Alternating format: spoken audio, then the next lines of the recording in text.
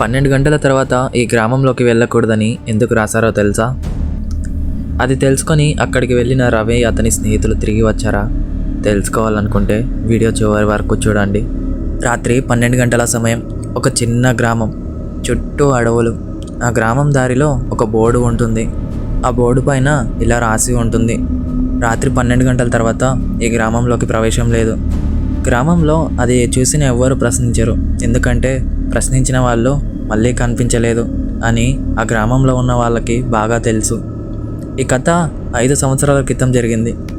రవి అనే యువకుడు తన స్నేహితులతో కలిసి ట్రావెల్ చేస్తూ ఆ గ్రామం దారి దగ్గరికి వచ్చాడు. సడన్గా ఫోన్లో మ్యాప్ పని చేయలేదు, పెట్రోల్ కూడా అయిపోయింది. అప్పుడే ఆ బోర్డు కనిపించింది రవికి: రాత్రి 12 గంటల తర్వాత ఈ గ్రామంలోకి ప్రవేశం లేదు.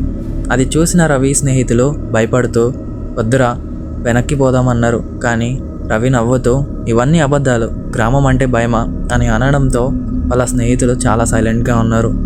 రవి అతని స్నేహితులు రాత్రి 12 గంటల 10 సమయంలో ఆ గ్రామంలోకి అడుగు పెట్టారు. ఆ గ్రామం చాలా నిశ్శబ్దంగా ఉంది.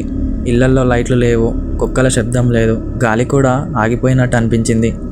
దూరంలో నిలబడిన ఒక మనిషి రవికి కనిపించాడు. రవి వెంటనే అతన్ని పిలిచాడు: అన్నా, నీరు కావాలి. కానీ ఆ వ్యక్తి తిరగలేదు, మాట్లాడలేదు. నెమ్మదిగా ఆ వ్యక్తి వెనక్కి నడవడం మొదలుపెట్టాడు. రవి కూడా అతని వెంటే నడిచాడు, కానీ అది అడవిలోకి. స్నేహితులు కూడా రవి వెనకే ఉన్నారు. అలా కొద్దిగా దూరం వెళ్ళాక అప్పుడే రవికి ఒక అమ్మాయి ఏడుపు శబ్దం వినిపించింది. దయచేసి ఇక్కడికి రావద్దు అన్న ఆ శబ్దం రవికి చాలా దగ్గరగా వినపడింది. రవి ఒక్కసారిగా వెనక్కి తిరిగాడు. తన స్నేహితులు ఎవ్వరూ లేరు.